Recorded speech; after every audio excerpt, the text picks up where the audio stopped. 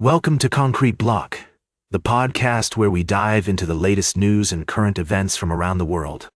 I'm your host, Walter. Today, we're starting with a story that's been making waves in international politics. The relationship between the United States and Brazil has taken a dramatic turn, with tensions escalating over the prosecution of former Brazilian President Jair Bolsonaro. Bolsonaro, a close ally of Donald Trump, has been ordered to wear an electronic ankle monitor by Brazil's Supreme Court, citing him as a flight risk. This comes amid charges that he plotted a coup to remain in power after losing Brazil's 2022 election.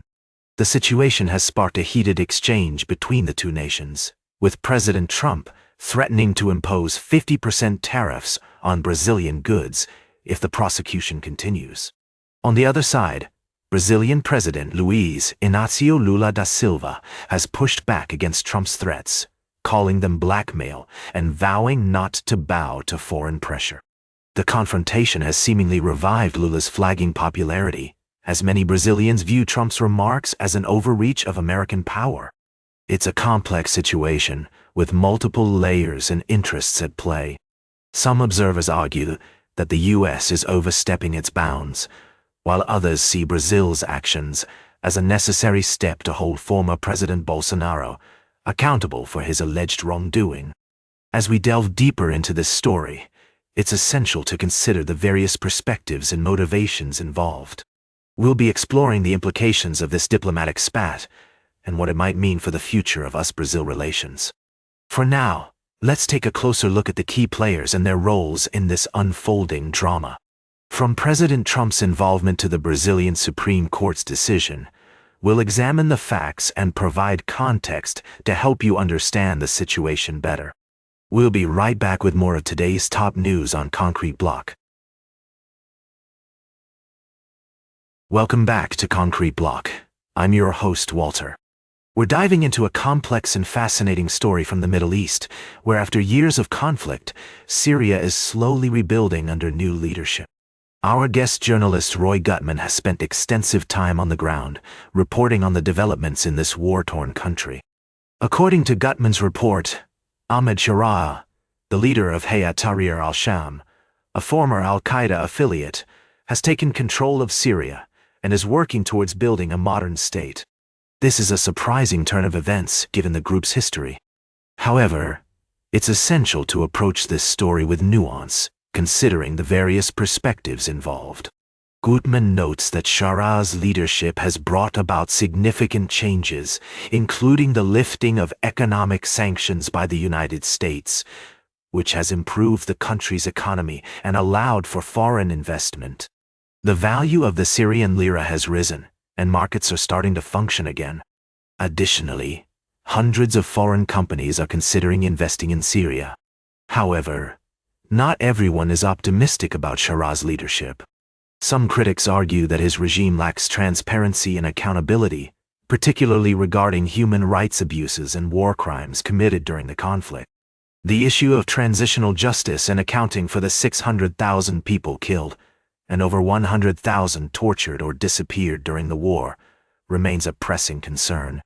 Riyad Saif, a prominent Syrian reformist and former leader of the opposition in exile, has expressed cautious support for Sharaa's efforts while emphasizing the need for democratic reforms and accountability.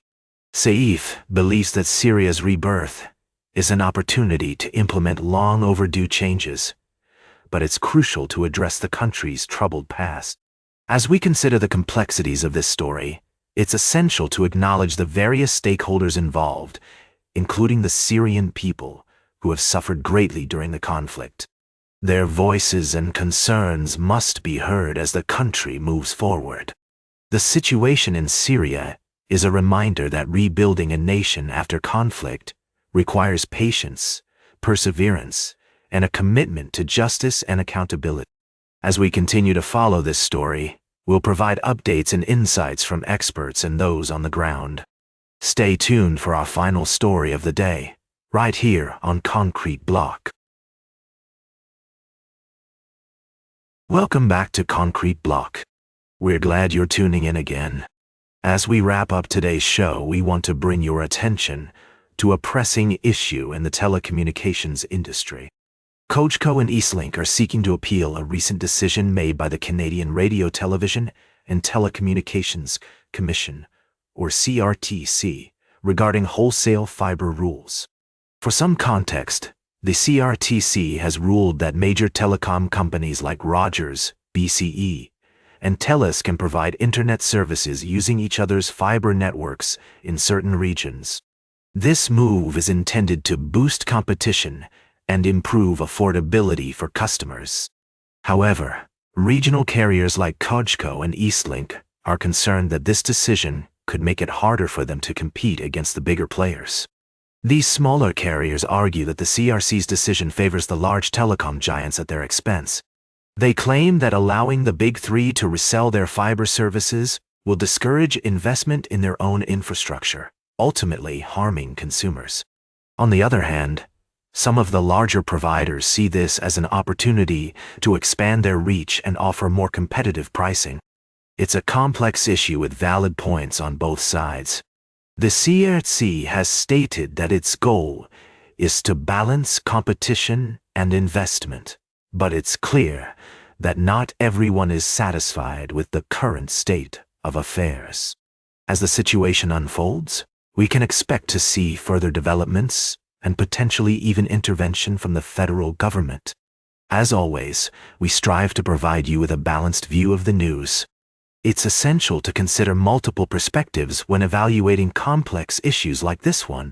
We'll continue to monitor this story and keep you updated on any significant changes. That's all for today's Concrete Block. Remember to like, share, and subscribe. And until next time, stay informed.